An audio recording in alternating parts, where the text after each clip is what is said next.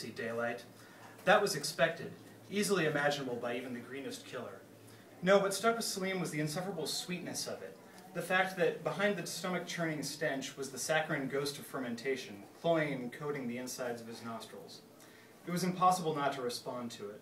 Somewhere in the back of his brain, the part that was little more than an animal, he knew that smell meant a kill, and that a kill meant success. That part of him wanted to crow, to roll in the filth until it covered him like a badge. On its own, the stink was tolerable. Combined with that sweetness, it made him want to vomit. The undead had that smell too. With some it was musty and old, others mixed with the heavy scent of wet earth, and still others, those that walked among the living without notice, so faint that the lightest perfume could cover it, yet it was always there. The ghouls had it in abundance, their dry, stretched flesh never quite sure if it wanted to heal or slough off completely. Without looking down, Salim stepped carefully over the nearest corpse and pressed up against the wall, studying the doorway. He'd killed most of the pack, though not before they'd glutted themselves on the parishioners. It hadn't been difficult. These weren't civilized horrors like the monstrous citizens of Nemret and Octoria, but rather the newly risen dead, as naive in their own way as the rural farmers they fed upon. They were strong and hungry, but knew nothing else. They'd never been hunted. Fear was something they inspired in others, and by the time Salim taught them otherwise, it was too late. Still, it was the easy prey that surprised you, and there was no point in taking chances. There were still 3 of them beyond the door, waiting like cornered rats to rend and tear. It would only take one scratch from a poisoned finger-turned claw to stiffen his limbs and leave him paralyzed, helpless while they fed, or, worse yet, let the infection in their bite spread through his veins like wildfire, burning out his flesh until he became one of them. No, this was no time to get cocky. Taking the ghouls might be easy, but there was no room for error. The execution had to be flawless. The glow of his torch was barely enough to light the antechamber in which he stood, its fingers seemingly swallowed up by the black void beyond the archway. Fixing that was the first order of business. If they went for his light, and they certainly would, the burns they'd get trying to take it would be nothing compared to the disadvantage his human eyes would be in the tomb's darkness. Salim glanced around the crypt, silent save for the crackling of burning pitch. It was humble, little more than a brick-walled pit with steps leading up to the church, but it was this village's holy of holies. Each of a dozen narrow wall niches held a cloth-wrapped form, most still thick with dust. The ghouls hadn't bothered feeding on those mummified husks when the church graveyard bore riper, more putrescent fruit.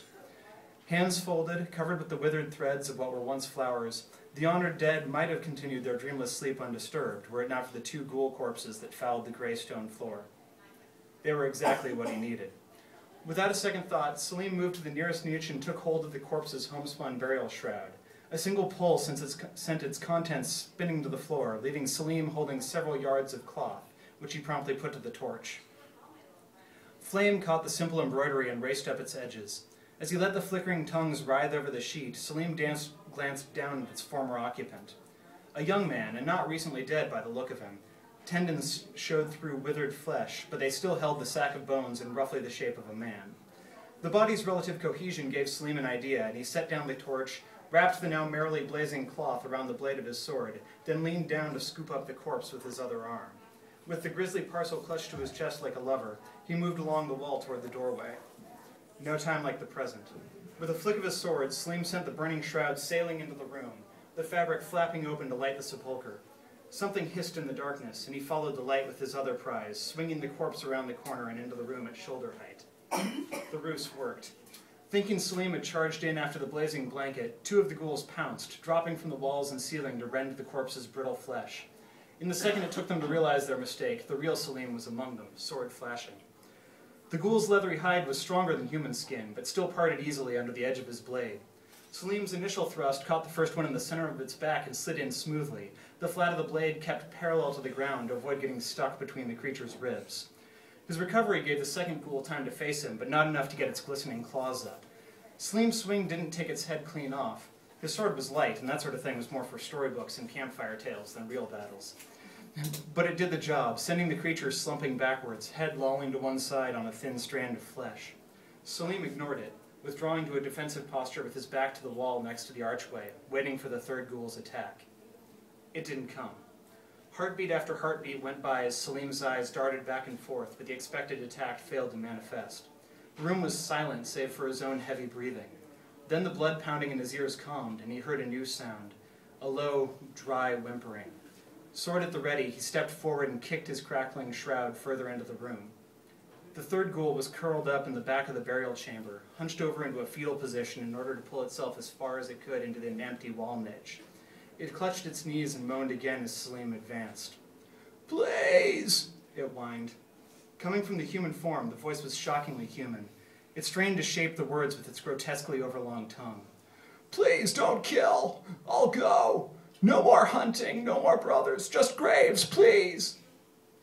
In its fear, the ghoul came closest to resembling the man it had once been. Had the creature's previous incarnation made a similar plea as farmer to ghoul? Salim said nothing, but the ghoul nodded anyway. Chin to knee, it curled tighter and closed its eyes. "Hungry," it whispered. From behind the bruised black eyelids, a tear welled and slid down the creature's face. "So hungry." This time Salim did respond. "I understand," he said. Then, with both hands, he lifted his sword and brought it down. And that's where I'll stop for right now.